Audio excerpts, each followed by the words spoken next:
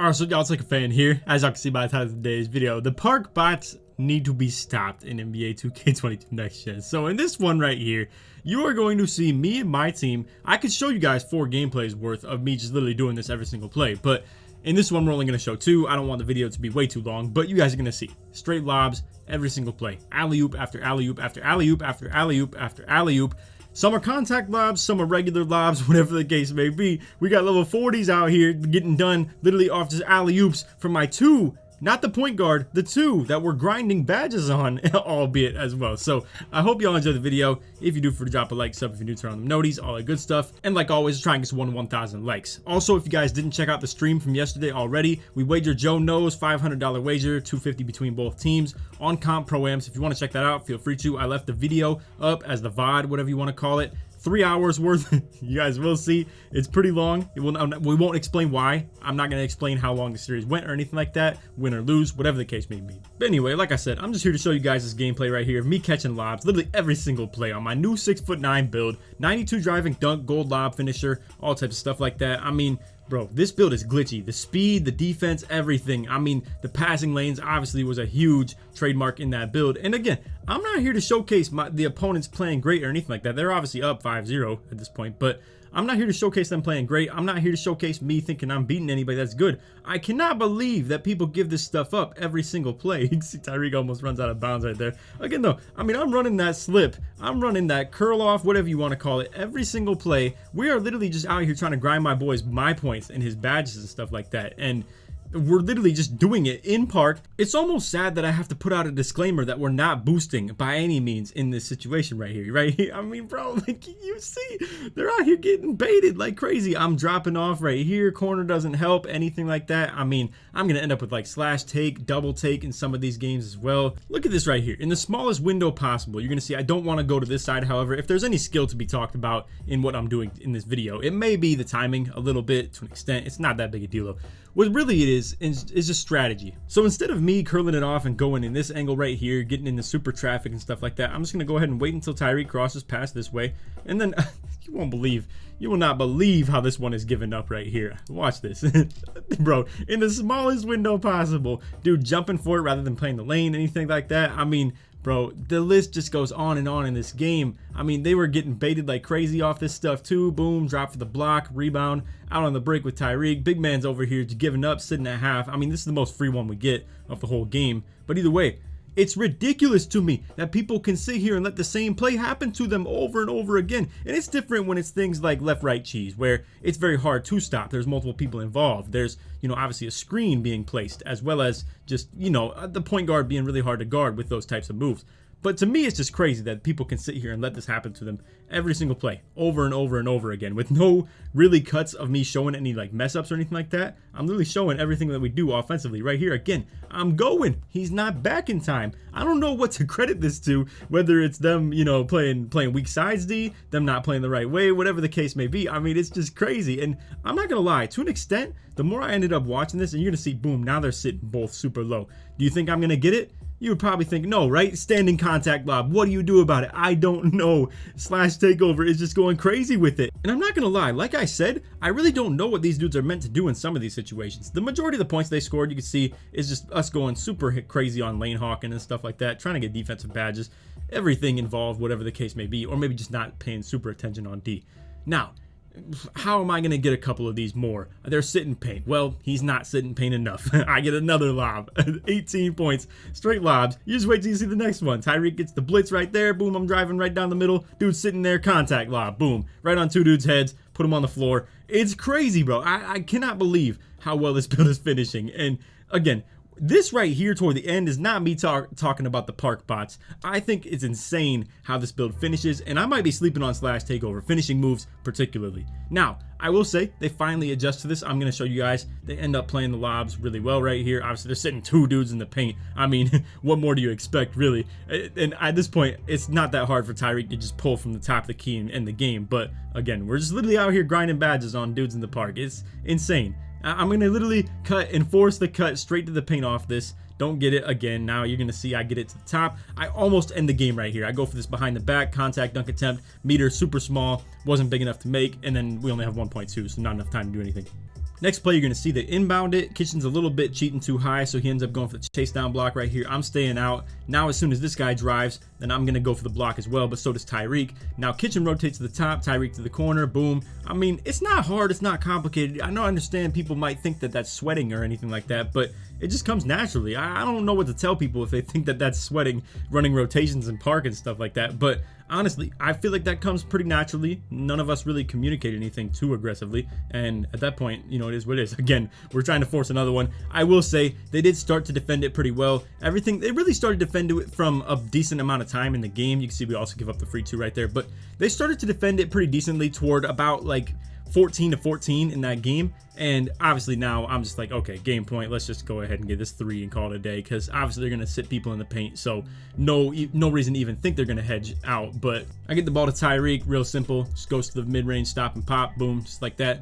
22-20. Now I will say they obviously kept themselves in that game right there. You can see this is a 5 streak though. I mean, bro, like I said, we were literally just out here grinding my points for Reek, out here just trying to get his build kitted out for the Pro-Am wager from yesterday. And again, this was old footage. This is me before the wager or anything like that. So right here you can see Tyreek, 9 assists, 2 turnovers. I end up missing the 1 dunk, which was the contact dunk attempt for game, and I mean, bro, that's just insane that people can give this up so many times in a row. Kitchen with the 1 assist to my other lob as well. Now, here's the thing. I could show a couple clips from some gameplays against better people. You can see in this one, we're playing like a 29 win percentage, playing level 5, 12, you know, all types of stuff like that. 30-something right here. I will say, what I'm also noticing while we were doing this badge grinding stuff right here, and again, I really do want to put a disclaimer out here. This is not us boosting by any means. You can see the team is obviously trying. They're doing pretty well at, like, you know, at least attempting to play defense on us. It's just, we're pretty much outsmarting everybody, and I wouldn't really even call it outsmarting that much. It's just they're outdumbing us to an extent. Now, again, I don't mean to hop on here on this, you know, post commentary stuff like that and try and just, you know, bash on people or by any means.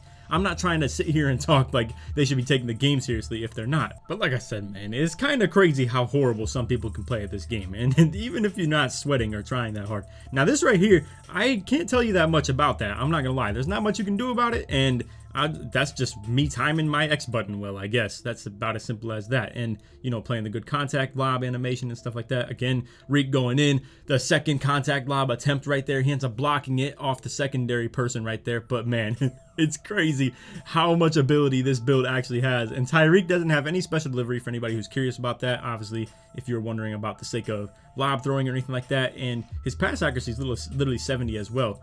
So right here, we're setting up Kitch. I'm going to go ahead and dive down the middle right here. Again, this is what I was talking about. This should be hard. This should be very hard for me to pull off right here against someone who at least is thinking a little bit.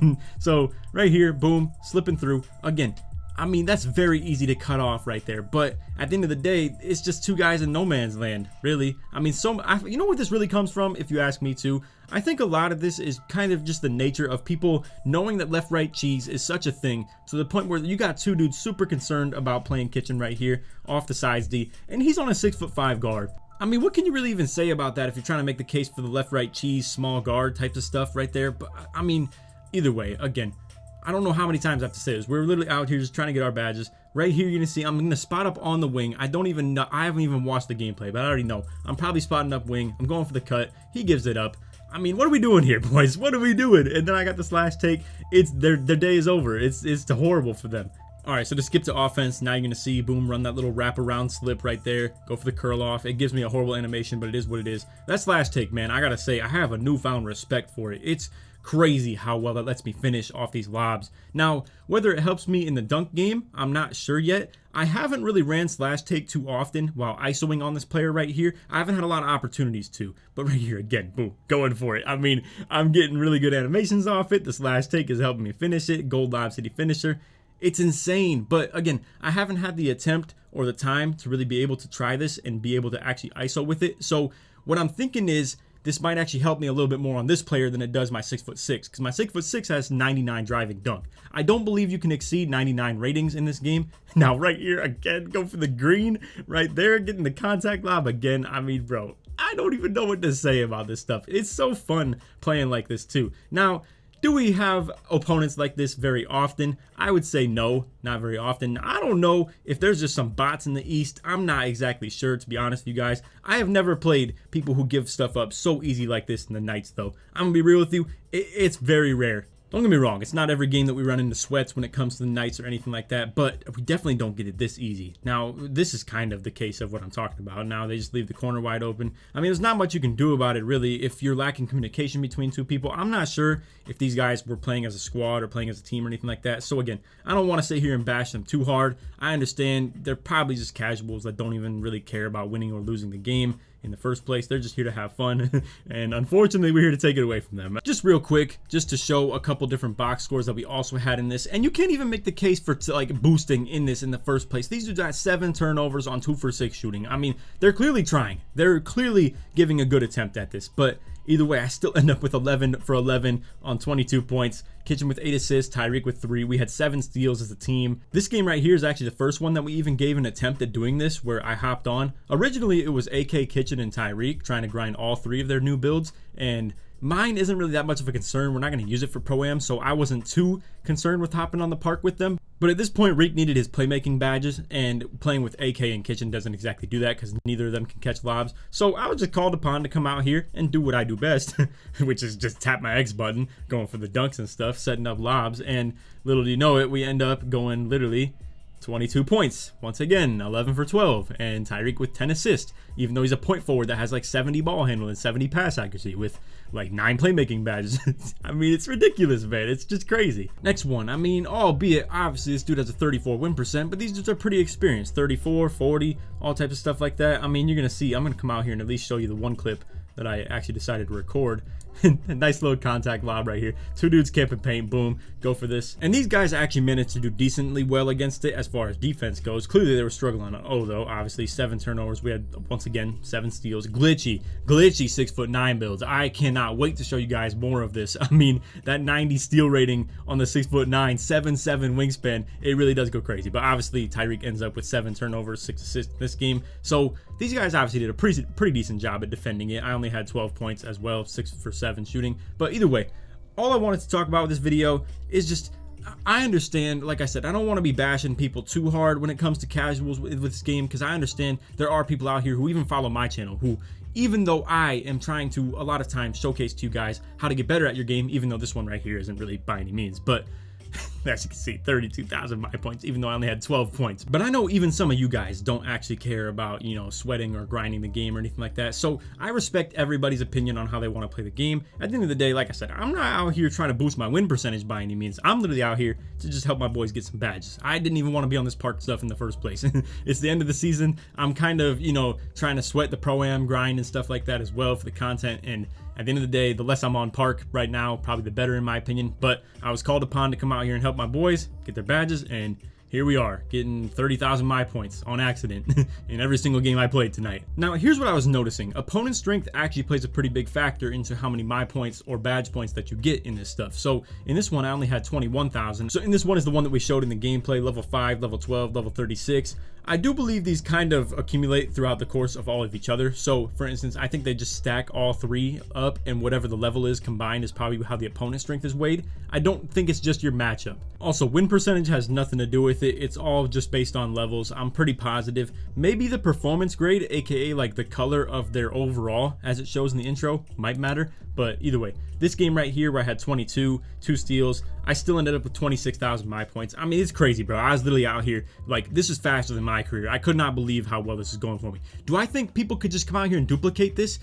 I don't know. I don't really know whether to gauge if I'm actually skilled at doing what I was doing right here and better than a lot of other people when it comes to this, or if we were just setting it up clean and, you know, we just know how to do it is the other thing. So I'm not exactly sure. I'm not going to sit here and claim that I'm the best at catching lobs. That's a far-fetched thing to be doing in the first place. But anyway, that's off video. I hope y'all enjoyed. If you did, forget to drop a like, sub if you're new, turn on the noties, all good stuff. And like always, try to 1,000 likes. If you made it to the end of the video, put Pro-Am in the comments to support me all the way through. I want to see how many of you guys made it to this point. And if you did make it to this point, if you want to check out some other content from me, like I said, feel free to go ahead and check out that wager that I uploaded yesterday. It's a stream that I had yesterday, but it stayed up as a video, 3 hours long. You can go ahead and skip through all the in-between stuff. There were a couple times that Joe's internet went out and he had to hop back on and stuff like that. But either way, that's off video. I hope y'all enjoyed. And again, if you did, for to drop a like, sub if you're new, turn on them noties, all that good stuff. Other than that, take it easy, man. Peace.